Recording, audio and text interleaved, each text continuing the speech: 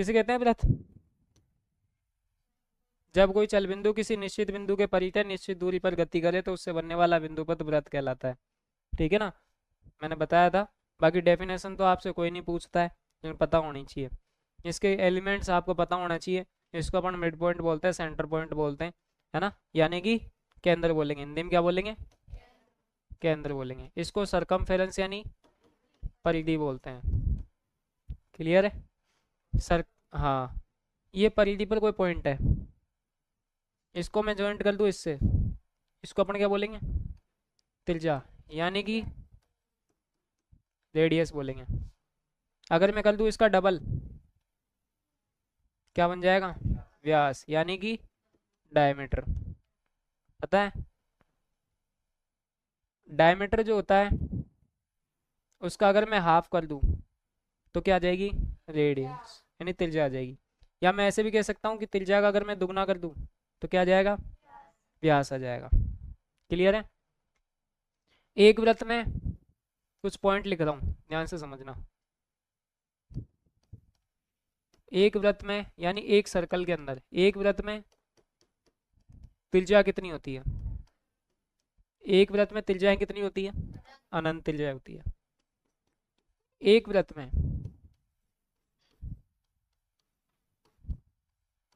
व्यास कितने होते हैं? इनफाइनाइट, अनंत। ठीक है, आगे चलते थोड़ा सा समझना। ये सर्कल है, ये तो व्यास ही है, लेकिन ये सारे के सारे कॉर्ड कहलाएंगे, यानी कि जीवा। इंग्लिश में बोलेंगे कॉर्ड और हिंदी में बोलेंगे जीवा। ठीक है भाई, क्या बोलेंगे?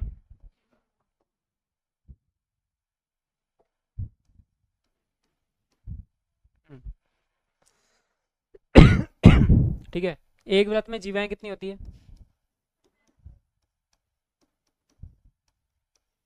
ऐसे लिखते हैं शायद, कितनी? अनंत होती हैं। क्लियर है?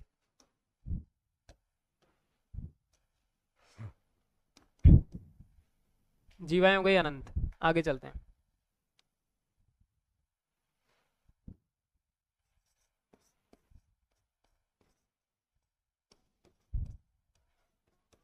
व्रत की सबसे बड़ी जीवा क्या होती है? व्यास। भाई जीवा क्या होती है?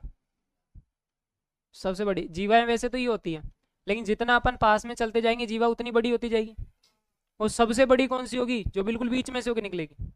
उसके अगर अपन आगे चलेंगे तो वापस क्या होती चली जाएगी? वो छोटी हो जाएगी। ऐसे होगा ना? समझ में आ रही की बात है? चाहे अपन ऐसे बनाए चाहे ऐसे बनाए, जितना केंद्र के पास में जाएंगे, केंद्र कहाँ है इसमें? ये केंद्र लाया। ठीक है भाई, ये केंद्र है यहाँ पर। जितना इसके पास में अपन जाएंगे जीवाएं क्या हो जाएंगी? उतनी बड़ी होती चली जाएगी। और जितना दूर जाएंगे कितनी हो जाएगी? छोटी हो जाएगी। तो व्रत की सबसे बड़ी जीवा का अगर मैं नाम पूछूं आपसे कि व्रत की सबसे बड़ी जीवा कौन सी होती है, तो क्या होती है? व्यास, यानी डायमीटर। सबसे लंबी कॉर्ड जो होगी वो क्या होगी? डायमीटर, यानी कि व्यास। समझ में आएगी क्या बात? ये बेसिक क्वेश्चन है, आपको पता होना चाहिए। इसी से रिलेटेड क्वेश्चन और भी आ सकते हैं कि स्पर्श रेखा, टेंजेंट पे आ जाओ। स्पर्श रेखा,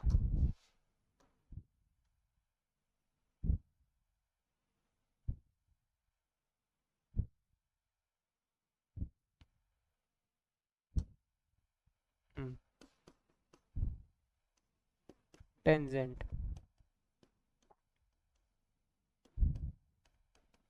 स्पर्श रेखाएं क्या होती है? स्पर्श रेखाएं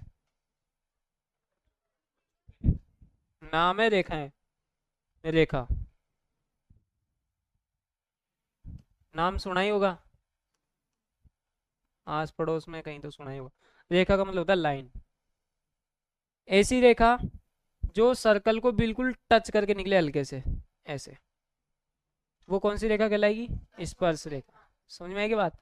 और जो अंदर से चली जाएगी ना ऐसे, उसको अपन बोलेंगे प्रतिच्छेदी रेखा।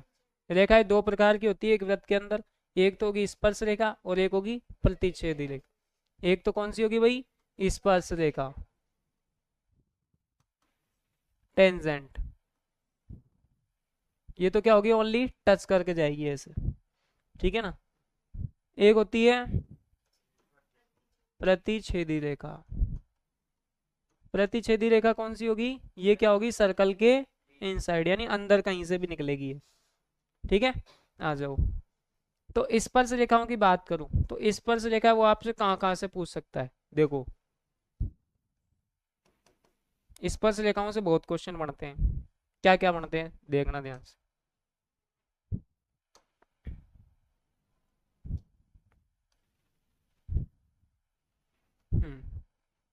पहला तो ये है, क्या, कि एक वृत्त पर,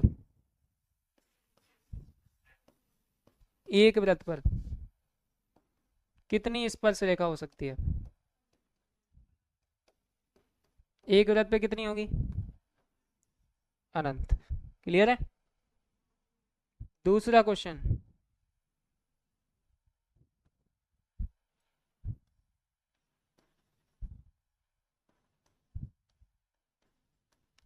एक बिंदु जो वृत्त पर स्थित है,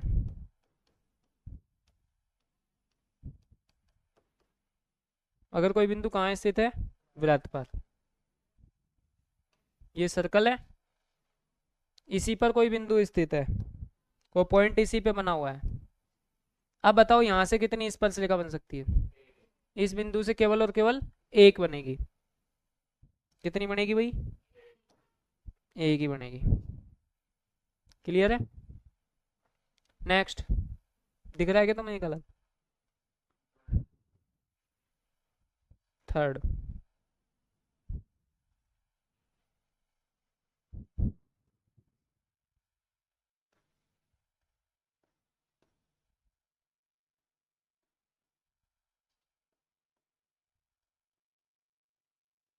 बाहर स्थित बिंदु से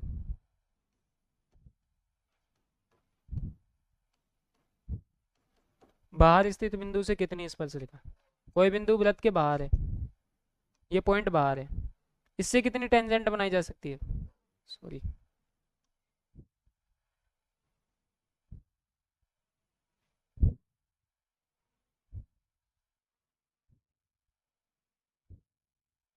कोई पॉइंट बाहर है, इससे कितनी बना सकते हैं, दो।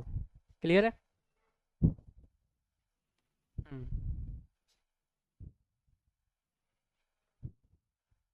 तीन क्वेश्चन बन गए, चार।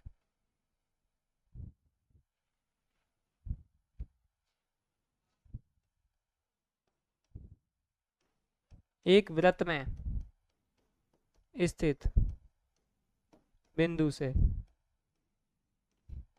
अब बिंदु कहाँ गया, वृत्त के अंदर यानी सर्कल के इनसाइड अंदर।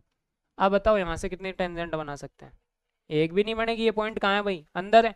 इससे अपन बनाएंगे तो वो तो प्रतिच्छेदी रेखा बन जाएगी, स्पर्श रेखा थोड़ी बनेगी, तो कितनी, जीरो। समझ में आएगा। क्लियर है। आ जाओ, वापस रिवाइज कर लेना। वृत्त पर कितनी बनेगी, इनफाइनाइट। बाहर स्थित बिंदु से, एक बिंदु वृत्त पर हो, वृत्त पर हो तो कितनी, एक। कोई बिंदु वृत्त के बाहर है, उससे दो। ठीक है। एक वृत्त में स्थित बिंदु से अगर बिंदु कहाँ है, वृत्त के अंदर है,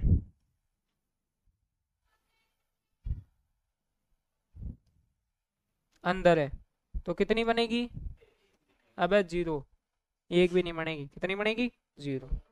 क्लियर है क्या। ये लो, और कुछ रह रहा है बताओ। हाँ, एक वृत्त में कितनी समांतर स्पर्श रेखा, एक वृत्त में समांतर स्पर्श रेखा कितनी होती है, दो। एक वृत्त में समांतर स्पर्श रेखाएं कितनी होंगी, दो। कैसे, ये सर्कल है, एक तो ये पैरेलल लाइन हो गई और एक ये, दोनों टेंजेंट है,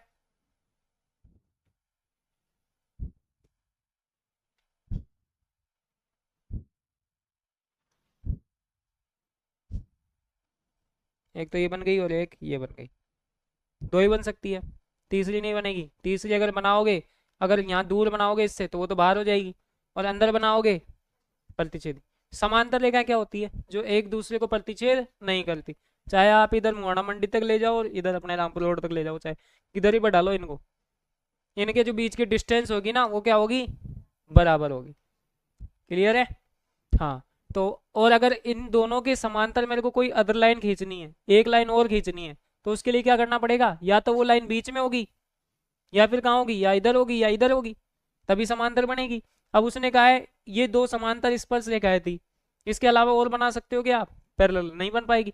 क्यों? या तो वो दूर हो जाएगी या फिर इस सर्कल के अंदर घुस जाएगी, तो ये तो प्रतिच्छेदी हो गई, और इसका तो कोई रिश्ता ही नहीं है इससे, ये रेखा तो पराई है। ठीक है ना? बच गई कौन सी? ये दोनों। तो ये दोनों क्या है? समांतर स्पर्श रेखा। तो कितनी खींची जा सकती है एक वृत्त पर? दो। तीसरी जो होगी वो या तो प्रतिच्छेदी या फिर पराई रेखा। ठीक है ना? उससे कोई नाता नहीं है अपना। आ जाओ, ये 5 क्वेश्चन हो गए इससे रिलेटेड। और कोई क्वेश्चन दिमाग में आ रहा है आपके? बताओ। नहीं? कुछ नोट करना है? करना है कुछ नोट? हाँ हाँ, अभ्यंतर और बहिर्भाग क्या होता है देखते हैं। चलो ये चीजें वैसे तुमने पहले नोट कर रखी हैं, है ना? सारी चीजें लिखी हुई हैं, ये तो रिवाइज ही की है। आ जाओ।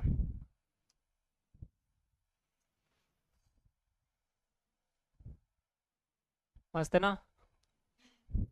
चलो, ये किससे जाएगा? चलो कोई ना, रहने दो, उससे पता लगेगा अपना सर्कल चल रहा है। दबाए? दब जा। चलो कोई ना, पता रहेगा सर्कल चल रहा है। आ जाओ। यही चौका चल रहा था कलर। हाँ भाई, एक वृत्त जिस तल में स्थित होता, पहली बात तो वृत्त होता कैसा है? ऐसा। ठीक है ना? ये जिस तल में यानी जहां पर बना हुआ होता है ना, उसको 3 पार्ट्स में डिवाइड कर देता है। जिस सरफेस पे बना हुआ होता है, जिस तल पे ये बना हुआ होता है ना, उसे कितने भागों में बांट देता है? 3 भागों में। इसमें बेटा अंदर वाला जो पार्ट होता है ना, इसको बोलते हैं इनसाइड यानी अभ्यंतर। हिंदी में क्या बोलेंगे? अभ्यंतर। ठीक है भाई? इसको बोलते हैं सरकमफेरेंस, आप बोलते ही हो। परिधि भी है, इसको आप बोलते हो परिसीमा। कौन सी सीमा? परिसीमा। ये बहुत तगड़ी सीमा है, परी जैसी दिखती है, गोल मटोले का तई, मीनाक्षी की तरह। ठीक है भाई, क्या बोलेंगे इसको? ऐसे लिखते हैं क्या? कोई मात्रा ऊंची नीची हो गई क्या? हो गई ये वाली, है ना? इसको इधर लगा लेना। ये कह रही है सीमाओं से थोड़ा रिश्ता कमी है मेरा, इसलिए हो जाती है। चल तू पूरी जा सीमा, खत्म बात। ये लो, अब सही है? ये भी गलत है क्या? ये तो सही है। चलो, इन नाम की परी होती है, मात्रा तो छोटी लगती है। चलो आ जाओ। ये हो गया अभ्यंतर, ये हो गया परिसीमा, और बाहर का जो भाग बच गया ना, बाहर वाला, इसको अपन बोलेंगे आउटसाइड। आउटसाइड यानी कि बहिर्भाग। कौन सा भाग? बहिर्भाग। क्लियर है? अब क्वेश्चन कैसे आएगा? ये तो डायरेक्ट मैंने बता दी है। क्वेश्चन ऐसे नहीं पूछा जाता आपसे, ये पूछा जाएगा कि कोई पॉइंट है, वो सर्कल के अंदर है। अब अंदर का तो अपन को पता है कि अभ्यंतर, तब तो डायरेक्ट बता देंगे। तो ये कौन सा भाग कहलाएगा? अभ्यंतर कहलाएगा। लेकिन वो क्वेश्चन थोड़ा घुमाएगा, कहेगा कि एक पॉइंट है, एक बिंदु है, जिसकी केंद्र से दूरी त्रिज्या से कम है। एक बिंदु जिसकी केंद्र से दूरी त्रिज्या से कम है, बताओ वो कहाँ होगा? इनसाइड होगा, आउटसाइड होगा, या सरकमफेरेंस पे होगा? तो अंदर की तरफ होगा। क्यों? क्योंकि मैंने कहा है कोई बिंदु है, मान लो ये सर्कल है, इसकी रेडियस है 4 सेंटीमीटर। अब मैंने कहा है कि कोई पॉइंट है जिसकी सेंटर पॉइंट यानी कि मिड पॉइंट से डिस्टेंस जो है वो रेडियस से कम है। रेडियस से कम 2 हो सकती है, 3 हो सकती है, 3.5 हो सकती है, कितनी भी हो सकती है। तो बताओ वो कहाँ होगा? 4 से कम जितनी भी दूरी होगी वो सब कहाँ होगी, अंदर ही होगी। फिक्स 4 होगा तो कहाँ हो जाएगा, सरकमफेरेंस यानी कि परिसीमा पर हो जाएगा। और अगर इससे ज्यादा हो गई तो बहिर्भाग यानी बाहर चला जाएगा, ठीक है ना। हाँ तो पता लगा क्या, कोई बिंदु जिसकी केंद्र से दूरी त्रिज्या से कम है तो वो कहाँ होगा, अभ्यंतर यानी इनसाइड। क्लियर है। और एक बिंदु जिसकी केंद्र से दूरी त्रिज्या के बराबर है, परिसीमा पर। कोई बिंदु जिसकी केंद्र से दूरी त्रिज्या से ज्यादा है, बहिर्भाग, बाहर हो जाएगा। समझ में आ गई क्या बात, क्लियर है। आ जाओ एक चीज और, ये सर्कल है, इसे मैं जो ये बनाता हूं ना, ये क्या है, ये टेंजेंट यानी स्पर्श रेखा। ये रेडियस जो होती है ना, रेडियस इस पर परपेंडिकुलर यानी 90 डिग्री का एंगल ड्रॉ करती है, बनाती है। समझ में आ गई बात। ये एंगल कितने का होता है भाई, 90 डिग्री का होता है। क्लियर है ना। कई बार अपन को ये दे रखा होता है ना, ये दे रखा होता है, ये निकालना होता है। रेडियस दे दी 3, अब पूछेगा टेंजेंट की लेंथ फाइंड करो, तो पाइथागोरस पर में यूज कर लेंगे। समझ में आ गई क्या बात। दो टेंजेंट है ये दोनों, और बीच में ये जो एंगल होगा, इसका और इसका जो एंगल होता है ना, वो उनका सम जो होता है वो होता है 180। कितना होता है, 180। और ये दोनों कितने कितने होंगे, 90 डिग्री। समझ में आई क्या बात। दूसरी बात, ये क्या है, कॉर्ड यानी कि जीवा, जीवा। मैं यहाँ से एक लाइन ड्रॉ करता हूँ ऐसे, ये जो होगा ना वो इस पे 90 डिग्री का एंगल ड्रॉ करेगी, यानी कि ये जो जीवा है, ए बी जो है, तो ओ सी जो होगा ना वो परपेंडिकुलर होगा किस पे, ए बी पर। किस पर, ए बी पर। समझ में आया क्या, ध्यान रखना। कई बार क्या होगा, वो आपको ये दे देगा 2 और इसकी रेडियस दे देगा 4 और पूछेगा ए बी की लंबाई बताओ, तो आप पाइथागोरस से पहले ए सी फाइंड करेंगे, फिर उसका कर देंगे डबल। क्या कर देंगे, डबल। क्योंकि क्योंकि ये जो होती है क्या, जीवा, उसको केंद्र से मिलाने वाली जो लाइन होती है वो इसको लंब समद्वि भाजित करती है। क्या करती है, लंब समद्वि भाजित करती है, यानी इसको बराबर दो भागों में बांटती है। समझ में आ गई क्या बात, क्लियर है। और देखते हैं बहुत सारी चीजें हैं। एक व्रत में पूरा खजाना भरा पड़ा है, इतने क्वेश्चन है, इतने क्वेश्चन है जिसको कोई अंत ही नहीं है। देखो चलते हैं और क्वेश्चनों की तरफ। ये बना दिया, इसको अपन चक्रीय चतुर्भुज भी बोलेंगे। कौन सा, चक्रीय चतुर्भुज। ऐसा चतुर्भुज जिसके सम्मुख कोणों का योग 90 डिग्री होता है वो चक्रीय चतुर्भुज कहलाता है, ठीक है ना। या जिसके दो एंगल जो हैं, ऐसा कोई क्वाड्रिलेटर, ऐसा चतुर्भुज जिसके दो एंगल जो हैं वो सर्कल पे हो, उसको चक्रीय चतुर्भुज भी बोल देते हैं, ठीक है ना। तो इन दोनों का टोटल कितना होता है, 90 90 180 हो गया ना, तो इसलिए अपन इसको क्या बोलेंगे, चक्रीय। मैंने बताया सम्मुख कोणों का योग कितना हो, 180, वो चक्रीय चतुर्भुज कहलाएगा। समझ में आएगी बात। एक मैंने आपको बताया था, ये क्या है, देखो सीधी सी बात है, ये आपके सिलेबस से तो हट चुके हैं। ये जो अभी मैंने बताई है एक दो चीजें, अभी जो बता रहा हूँ वो, बाकी तो सारी चीजें हैं। बाकी अपने पूरी काम में कोई चैप्टर नंबर 10 में काम आ रही है तो कोई 11 में काम आएगी, ठीक है ना। लेकिन ये आपको पता होना चाहिए, क्यों पता होना चाहिए, बेसिक चीजें ही हैं। ये आपसे कोई भी क्वेश्चन छोटा सा पूछ सकता है। देखो छोटी छोटी चीजें ध्यान रखने वाली है। जैसे मान लो ये डायमीटर है, व्यास है, क्लियर है। ये जो व्यास है वो ऐसे जो एंगल ड्रॉ करेगा ना, ऐसे, इन सभी का जो होता है वैल्यू जो होती है, वैल्यू 180 नहीं हो सकती, कभी नहीं हो सकती। क्यों नहीं हो सकती, क्योंकि ये एक ट्रायंगल बन रहा है और त्रिभुज के तीनों कोणों का योग होता है 180, तो अकेले का कैसे हो जाएगा। समझ में आई बात। इसलिए इनकी जो वैल्यू होती है ना वो होती है 90। कितनी होती है, 90 डिग्री के होते हैं ये। कितने डिग्री के होंगे, सारे 90 के होंगे, ये जितने भी बनेंगे ये सब कितने के बनेंगे, 90 के ही बनेंगे। चाहे वो इधर बने चाहे वो इधर बने। ऐसा भी हो सकता है कि ये नीचे बन जाए, या ये सारे के सारे कितने बनेंगे, 90 के ही बनेंगे। ध्यान रखना, अगर यही एंगल कोड पर बन जाए यानी कि जीवा पर बन जाए, ये बहुत सही बना है सर्कल, है ना। बिल्कुल ही गोल बन गया ये तो। चलो शाबाश, आ जाओ।